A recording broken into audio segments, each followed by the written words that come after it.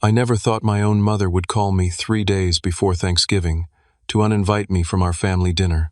But there I was, sitting in my cramped one-bedroom apartment, holding the phone as she delivered the crushing news with the emotional warmth of a weather report. "You won't be at Thanksgiving this year, Austin," she said matter-of-factly. "Emma's new husband, Derek, thinks you'd ruin the vibe with all your negativity." The words hit me like a sledgehammer to the chest. Me, the family peacemaker who had spent years helping everyone through their problems, was suddenly the unwanted guest. The next 18 months had been pure hell, and apparently my family had been keeping score the entire time. My wife Sarah had left me for her personal trainer Marcus, a guy who looked like he belonged on the cover of a fitness magazine rather than stealing another man's wife. She took half our savings, our golden retriever Bailey, and whatever dignity I had left. The divorce papers arrived on a Tuesday morning, along with the foreclosure notice on our house. I lost everything I thought was permanent in my life within the span of 3 weeks. My career collapse happened almost simultaneously. The tech company where I'd worked as a senior software developer for 8 years suddenly announced massive layoffs. Despite my seniority and stellar performance reviews, I was among the 200 employees who got walked out that Friday afternoon in March. My boss Jim shook my hand and said budget cuts were targeting the highest paid positions first. I cleaned out my desk while security watched, carrying my personal belongings in a cardboard box like some corporate cliché. The job search was brutal. Every interview seemed to go well until they asked about the gap in my employment or why I left my previous position. Tech companies wanted fresh graduates they could pay half my previous salary, not a 32-year-old man with mortgage payments and alimony obligations. After 4 months of rejections, I finally landed a position at a smaller software firm called Data Flow Solutions. The pay was 60% of what I used to make, but it kept me fed and housed. Throughout this nightmare, I thought my family was my anchor. My sister Emma called regularly, letting me vent about the divorce proceedings and job interviews. My parents invited me for Sunday dinners and assured me things would get better. I felt grateful for their support, though I noticed subtle changes in how they treated me. Conversations became shorter, invitations less frequent, and their advice started sounding more like judgment. Emma had her own dark period 4 years earlier when she struggled with addiction after college. I was the one who researched treatment centers, drove her to rehab, and paid the $15,000 program fee when our parents hesitated. She lived in my guest room for 6 months during her recovery, and I helped her rebuild her life piece by piece. When my parents faced their own financial crisis 2 years ago, I lent them $15,000 to save their construction business. Dad called me his responsible son, the one the family could always count on. But now that I needed them, everything felt different. Phone calls went unreturned. Sunday dinners became monthly, then stopped altogether. When I mentioned feeling lonely or struggled to pay bills, I saw expressions of frustration rather than empathy. Emma started making excuses to end our conversations early. My mother began suggesting I should focus on moving forward instead of dwelling on my problems. I met Derek at Emma's wedding 6 months ago. He appeared charming and successful, wearing an expensive suit and talking confidently about his marketing executive position at some company called Summit Strategies. He had the kind of easy smile that made people trust him instantly, but something about him made my skin crawl. During the reception, he made several comments about my divorce and career situation that felt like friendly concern but carried an underlying edge. "It's tough out there for guys our age," Derek said while we stood at the bar, "especially when life doesn't go according to plan. Emma mentioned you're really struggling to get back on your feet." The way he said struggling made it sound like a character flaw rather than a temporary setback.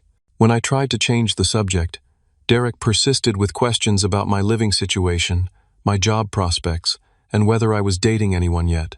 Emma was so radiant and happy that day. She kept thanking me for walking her down the aisle since Dad was recovering from his back surgery. "You've always been my protector," she whispered before the ceremony. "I don't know what I'd do without my big brother watching out for me." Her words meant everything to me, especially during such a difficult period in my own life. But Derek's behavior at the wedding planted seeds of doubt. He seemed to know details about my personal life that Emma couldn't have shared casually. He mentioned my therapy sessions with Dr. Peterson, my temporary prescription for anxiety medication, and even my brief struggle with drinking too much wine after Sarah left. These were private matters I'd only discussed with Emma during our most vulnerable conversations. The discovery that would change everything came when I realized Derek had been systematically turning my family against me by weaponizing every private detail I'd shared with Emma during my darkest moments. He painted me as unstable, bitter, and potentially dangerous to be around. Every vulnerable admission I'd made to my sister about feeling worthless or questioning my future became evidence of my deteriorating mental state in Derek's carefully constructed narrative. Sleep became impossible after that phone call from Mom. I spent the entire night pacing my apartment, replaying every family interaction from the past 6 months. Something felt fundamentally wrong about how quickly my family had turned against me. Emma and I had been close our entire lives. She wouldn't just abandon me unless someone was influencing her decision. At 3 in the morning, I opened my laptop and started investigating Derek's background. His LinkedIn profile looked impressive at first glance, showing employment at Summit Strategies, Pinnacle Marketing Group, and several other corporate-sounding companies. But when I dug deeper using my software development skills, cracks appeared in his story. Summit Strategies had no website, no physical address, and no employee directory. The phone number listed led to a disconnected voicemail. Pinnacle Marketing Group existed, but their employee directory had no Derek Matthews. When I called their human resources department, pretending to verify employment for a background check, they had no record of anyone by that name ever working there. The pattern continued with every company listed on Derek's resume. Either they didn't exist, had been closed for years, or had never heard of him. Derek's social media presence also seemed artificially constructed.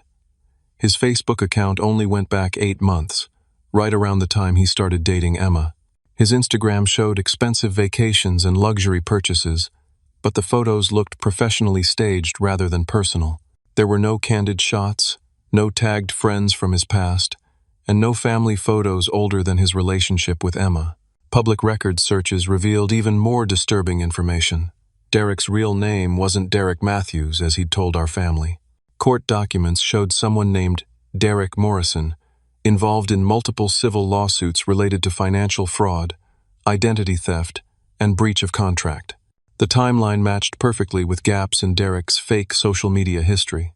The most chilling discovery came when I found restraining orders filed by 2 different women against Derek Morrison in Colorado and Nevada. Both cases involved similar patterns: whirlwind romances followed by financial manipulation and psychological abuse. One woman named Jennifer described how Derek isolated her from her family by convincing her they were jealous of her happiness. Another victim, Patricia, detailed how Derek slowly gained access to her finances before disappearing with her inheritance money. Police reports painted an even darker picture. Derek had been investigated for elder abuse in Arizona, where he convinced a lonely widow to transfer her property deed to his name before vanishing. He was suspected of running online romance scams targeting middle-aged women, using multiple fake identities and stolen photos to build trust before requesting money for fake emergencies. The pattern became crystal clear. Derek was a professional con artist who specialized in targeting women from affluent families. He would research potential victims carefully, learning about their family dynamics and financial situations before making his move.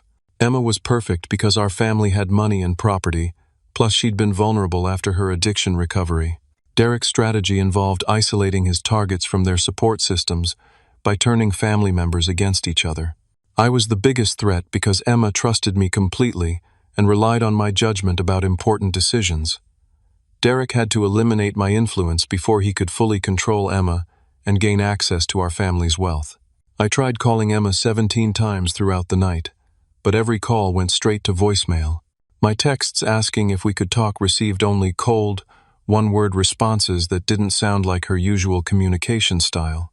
When I finally reached her the next morning, her voice sounded distant and rehearsed. "Austin, I can't keep doing this," Emma said without any warmth. "Derek showed me the things you've been saying about him online, the way you've been trying to investigate our relationship. It's creepy and obsessive. I need you to respect my marriage and stay out of our business." But I hadn't posted anything online about Derek. I hadn't contacted anyone in his circle or made any public comments about their relationship. Derek was clearly fabricating evidence to support his narrative that I was becoming unhinged and potentially dangerous. My parents refused to take my calls entirely. Dad's secretary at the construction company said he was too busy to speak with me. Mom's phone went directly to voicemail, and she never returned my messages. Derek had successfully poisoned every relationship I valued most in the world. That's when I discovered Derek had already begun draining Emma's bank accounts. Using her online banking login that she'd shared with him for convenience, I could see thousands of dollars being transferred to accounts belonging to his shell companies. Emma had recently invested $30,000 in something called Morrison Marketing Solutions, which appeared to be Derek's latest fake business venture. The morning after Thanksgiving, I sat alone in my office at Dataflow Solutions, trying to focus on debugging code while my family enjoyed their Derek-orchestrated gathering without me.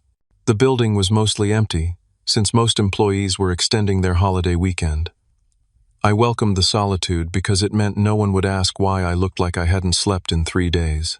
Around 10 a.m., my assistant Jessica buzzed my desk phone. "Austin, there's someone here to see you. Says his name is Derek Matthews and he wants to discuss a business opportunity with you. Should I send him back?" My blood turned to ice water.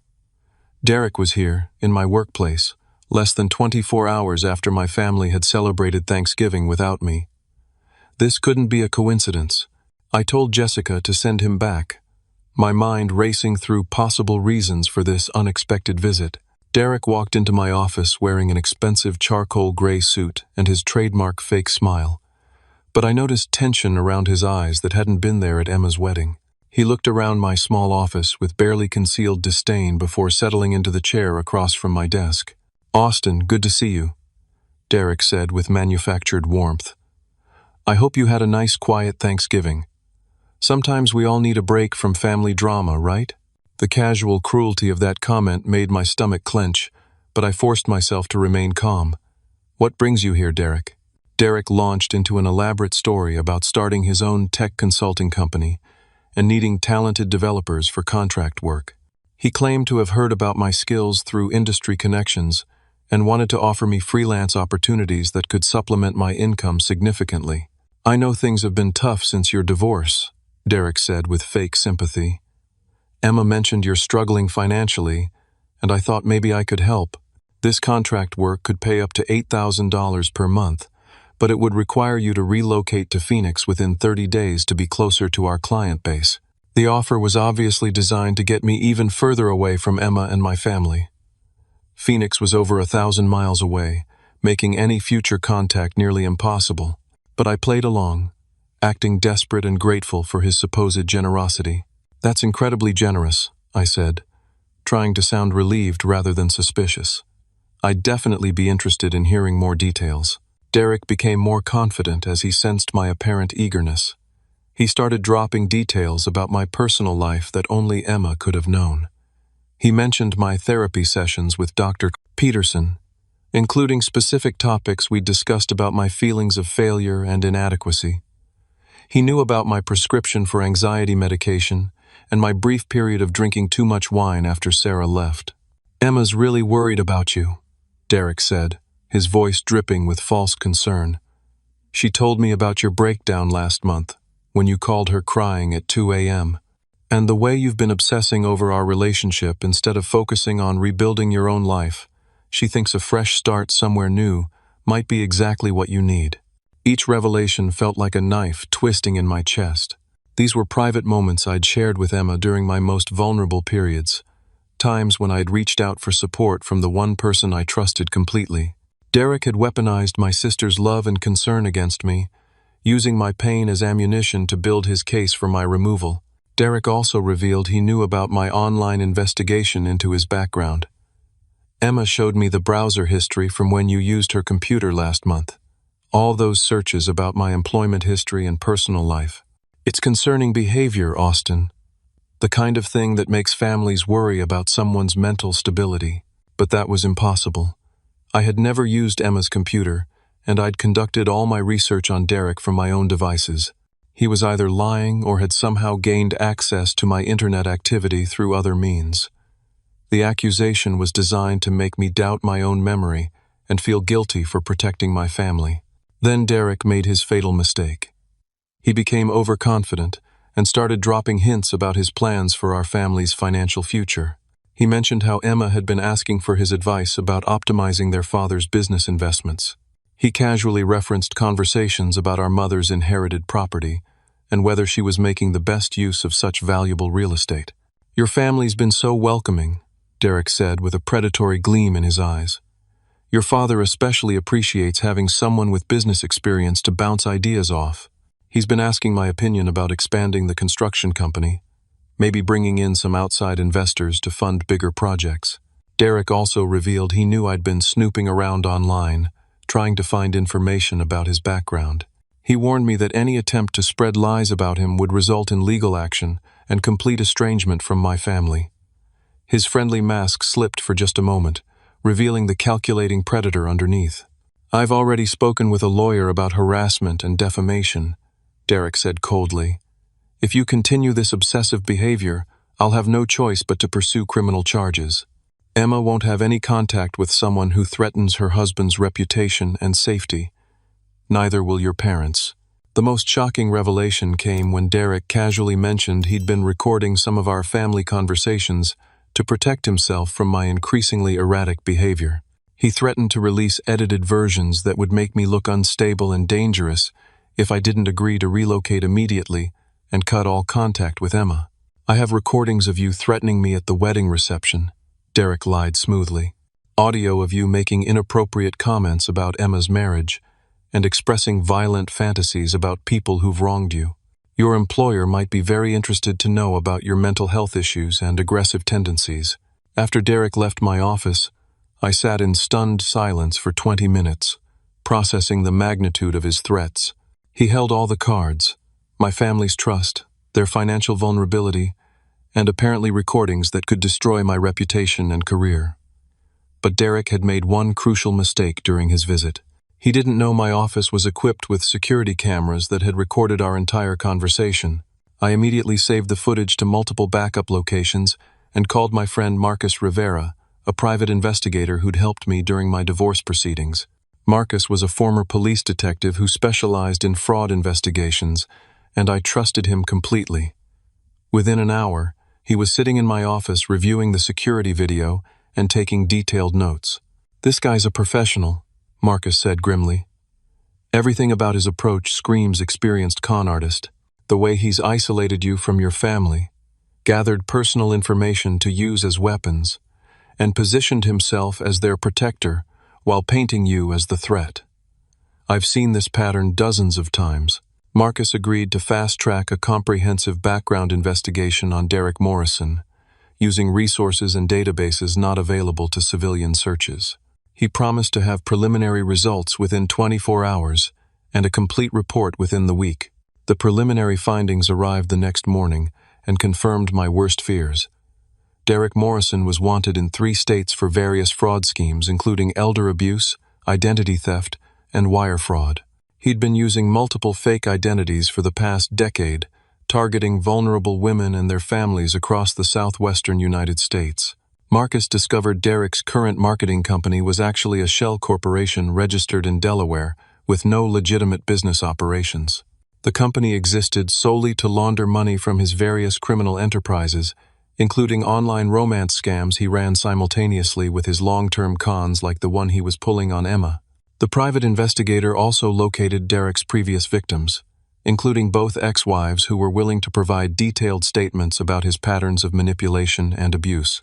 Jennifer Walsh from Colorado described exactly what Derek was doing to my family, isolating the target from her support system by turning family members against each other, then slowly gaining control of financial assets. "He convinced me my brother was jealous of our relationship," Jennifer explained during a recorded phone interview. "Derek showed me edited text messages that made it look like my brother was spreading lies about him. By the time I realized the messages were fake, Derek had already stolen $60,000 from my savings account." Patricia Gonzalez from Nevada shared an even more chilling story. Derek had convinced her to give him power of attorney over her finances, after claiming her adult children were planning to have her declared mentally incompetent to steal her inheritance. "He made me believe my own family was plotting against me," Patricia said. "I signed over everything because I thought he was protecting me from them." Marcus's investigation revealed Derek had already made significant progress with Emma's finances. She'd invested $30,000 in his fake company and had recently refinanced her house to access additional equity. Derek had convinced her the money was for expanding their business partnership, but the funds were immediately transferred to offshore accounts he controlled exclusively. Most disturbing was the discovery that Derek had been systematically drugging Emma with mild sedatives slipped into her drinks. Marcus found evidence Derek had purchased Rohypnol and other date rape drugs online using false identities. Emma's recent medical records showed she'd been experiencing memory problems, anxiety, and confusion that aligned perfectly with symptoms of chronic low-dose sedation. "She's not thinking clearly because she literally can't," Marcus explained.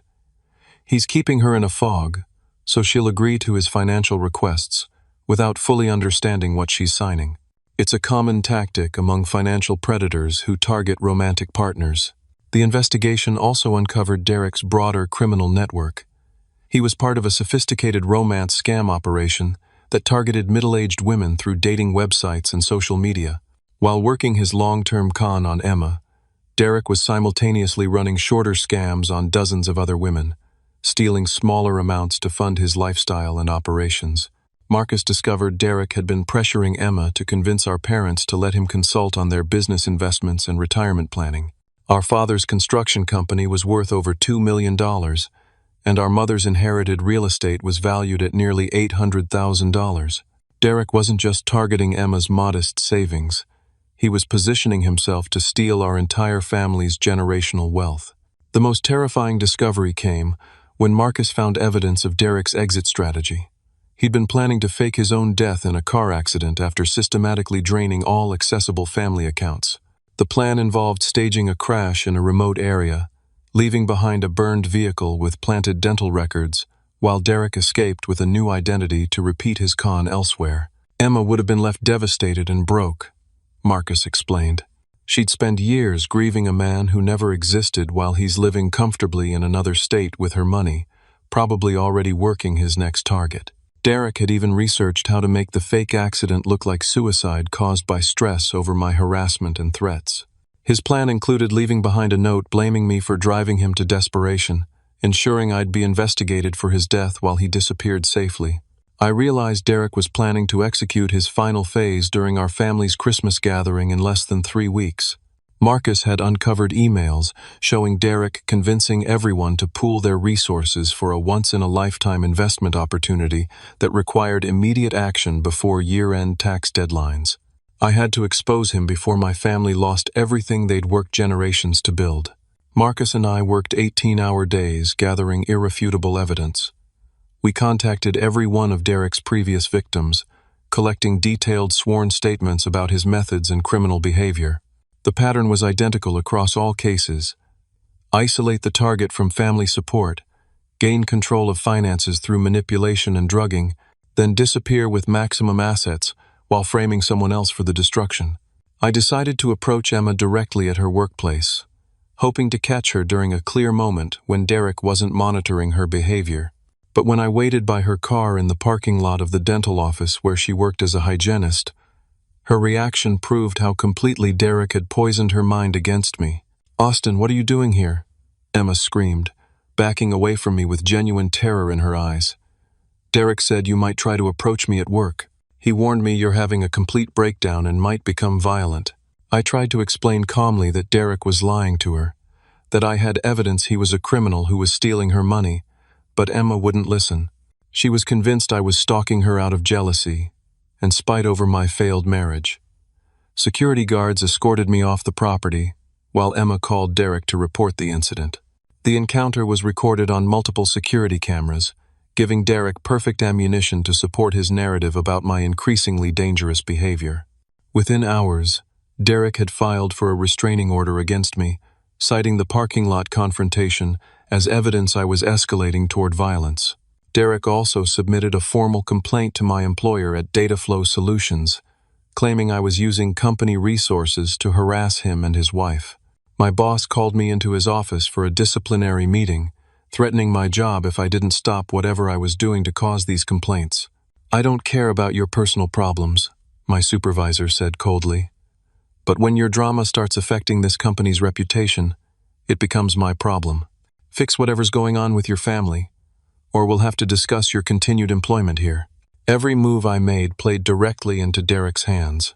He'd positioned himself as the victim, while painting me as an unstable ex-brother-in-law who couldn't accept being excluded from his family's life. My isolation became more complete each day, as Derek's lies gained credibility through repetition, and my desperate attempts to expose the truth were twisted into evidence of mental illness. Meanwhile, Derek escalated his timeline significantly after my attempt to reach Emma. Marcus discovered Derek was now planning to convince our family to liquidate major assets during Christmas week, when everyone would be emotional and focused on family unity rather than careful financial planning. Derek had convinced our father to consider selling the construction business to a private equity firm that would allow Dad to retire comfortably while Derek managed the transition as a paid consultant. The firm didn't actually exist, but Derek had created elaborate fake documentation, making it appear legitimate and profitable. He was simultaneously pressuring our mother to sell her inherited property for tax optimization purposes, claiming real estate values would crash in the new year due to economic uncertainty. Derek had even arranged for fake appraisers to undervalue the property, allowing his shell company to purchase it at far below market value. Emma was being pressured to take out a second mortgage on her house to provide additional investment capital for Derek's expanding business ventures. The paperwork was already prepared, requiring only her signature during the Christmas gathering when she'd be surrounded by family encouraging her to trust her husband's business expertise. Marcus suggested we needed to record Derek admitting to his crimes, but it required putting myself in serious danger. Derek was becoming paranoid about my investigation and Marcus's involvement. We needed irrefutable audio evidence that would force my family to confront the truth, even if they didn't want to believe it. The plan we developed was risky but necessary. Marcus would pose as a corrupt private investigator, willing to help Derek frame me for a serious crime that would result in my arrest and permanent removal from our family's life. The meeting would be secretly recorded, hopefully capturing Derek's confession to his entire criminal operation. But Derek's paranoia was growing daily. He'd started varying his routine, checking for surveillance, and questioning Emma about any unusual phone calls or visitors. Marcus warned me that cornered predators often become violent when they sense exposure, especially when millions of dollars and their freedom are at stake. The most terrifying development came when Marcus discovered Derek had been researching how to stage a domestic violence incident that would result in my arrest during the Christmas gathering. Derek planned to manipulate Emma into a public confrontation with me, then claim I'd physically threatened or attacked her in front of witnesses. "He's going to use your desperation to save your family as evidence of escalating dangerous behavior," Marcus warned. "One staged incident in front of your parents, and you'll be arrested for domestic violence." Game over. Marcus and I spent 3 days planning our sting operation with the precision of a military mission. Marcus would pose as a corrupt private investigator named Tony Castellanos, claiming to specialize in evidence fabrication and witness intimidation. He'd approach Derek through intermediaries in the criminal underground, offering to help Derek frame me for a crime serious enough to ensure my permanent removal. The backstory was elaborate and convincing. Marcus created fake credentials, showing Tony's history of helping wealthy clients eliminate problematic family members through manufactured evidence. He established a reputation in online criminal forums, complete with testimonials from satisfied customers who'd used his services to resolve delicate family situations. Derek took the bait faster than we'd anticipated. Within 24 hours of Marcus posting in the right forums, Derek made contact through an encrypted messaging app.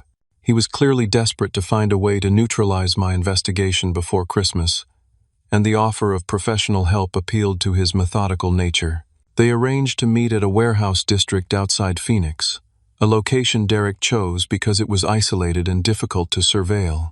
Marcus wore recording equipment hidden in his clothing and carried backup devices in his vehicle. I monitored the situation from a safe distance, ready to call police if Derek became violent or suspicious. During the recorded meeting, Derek revealed the full scope of his criminal operation with shocking arrogance.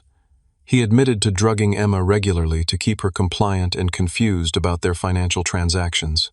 He bragged about the sophistication of his identity theft operation and described how he'd researched our family for months before approaching Emma. The sister was perfect, Derek said with disgusting pride.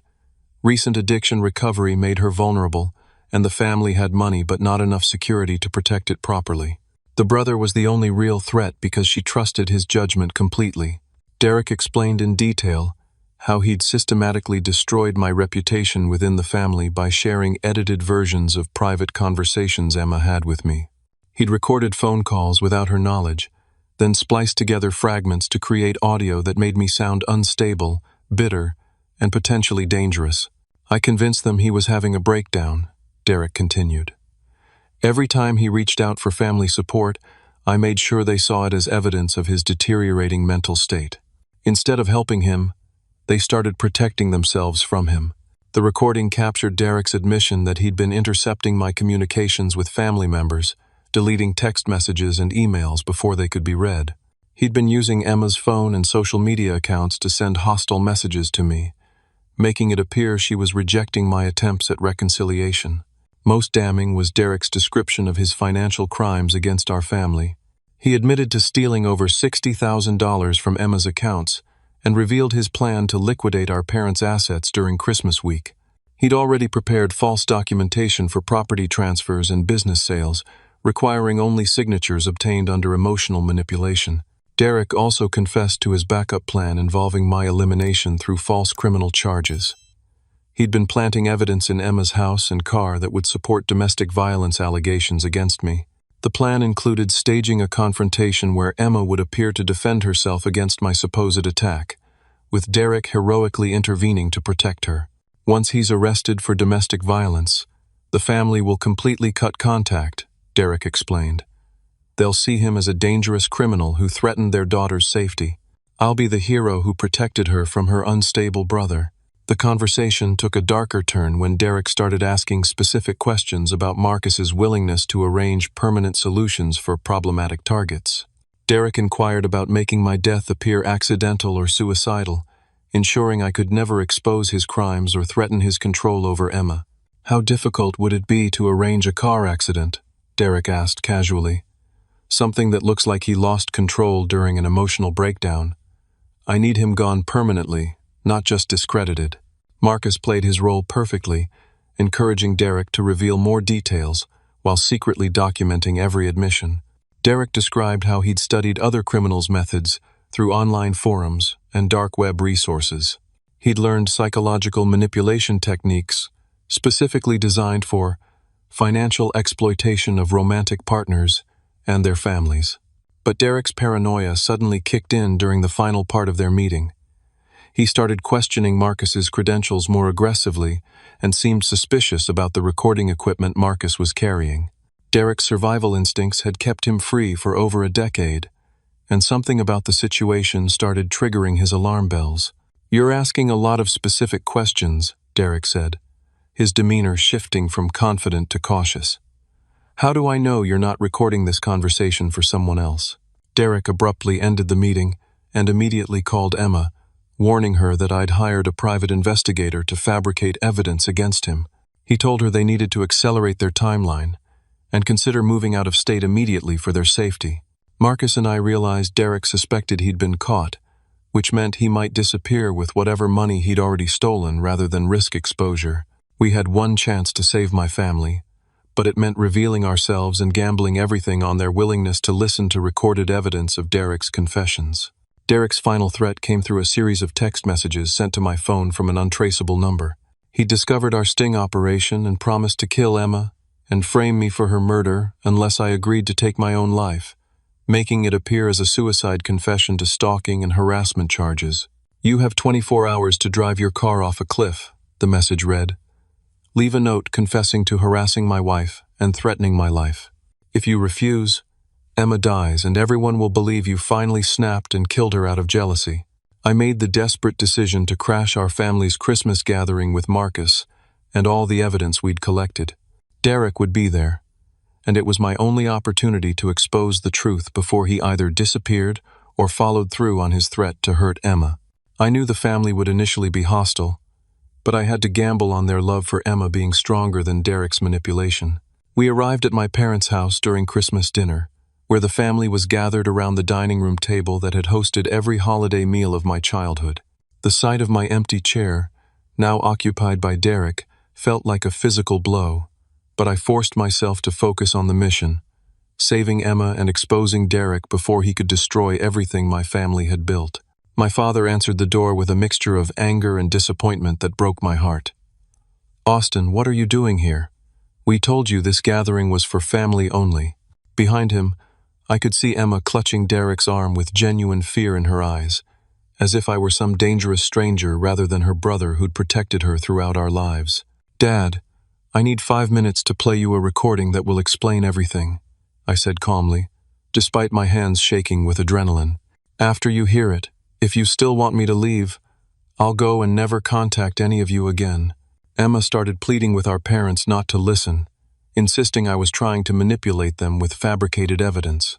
Her desperation should have been a red flag, but Derek had conditioned them to see her distress as proof of my harmful intentions rather than evidence she was being controlled. But our mother's maternal instincts finally kicked in. She'd been noticing Emma's memory problems, personality changes, and unusual anxiety for months. Something about Emma's frantic insistence that they not listen to any evidence made Mom pause and reconsider the situation. "Let him play whatever he has," Mom said quietly. "If it's lies, we'll know immediately.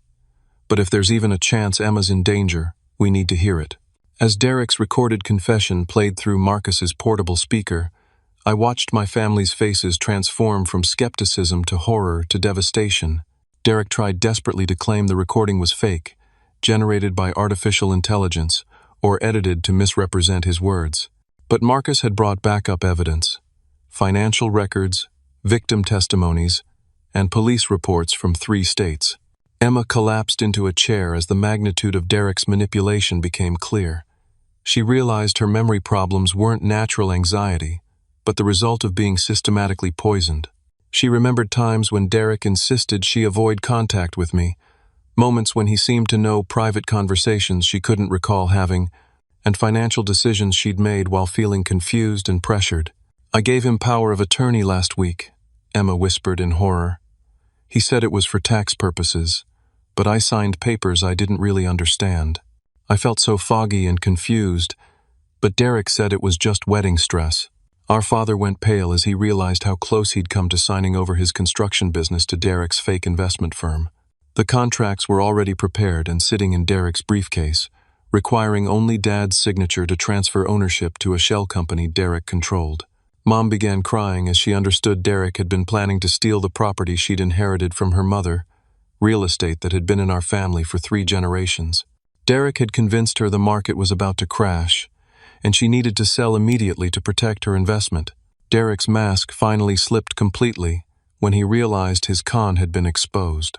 In desperation, he pulled a knife from the kitchen and grabbed Emma, threatening to kill her if anyone tried to stop him from leaving. This final act of violence removed any remaining doubt about his true nature and intentions.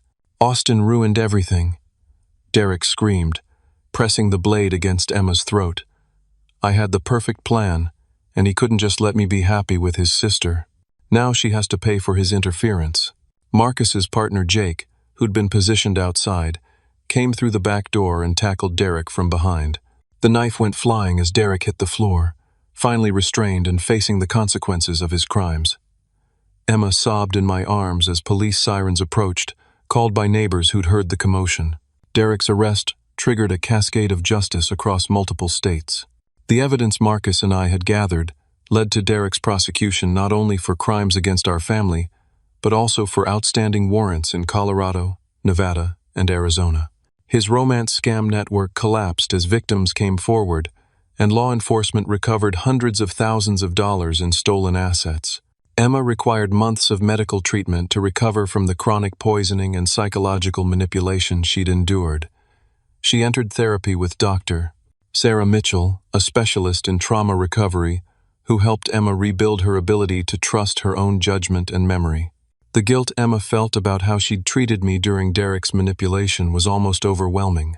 "I can't believe I chose him over you," Emma cried during one of our first honest conversations after Derek's arrest. "You were trying to save me, and I thought you were trying to hurt me. What kind of sister does that make me?"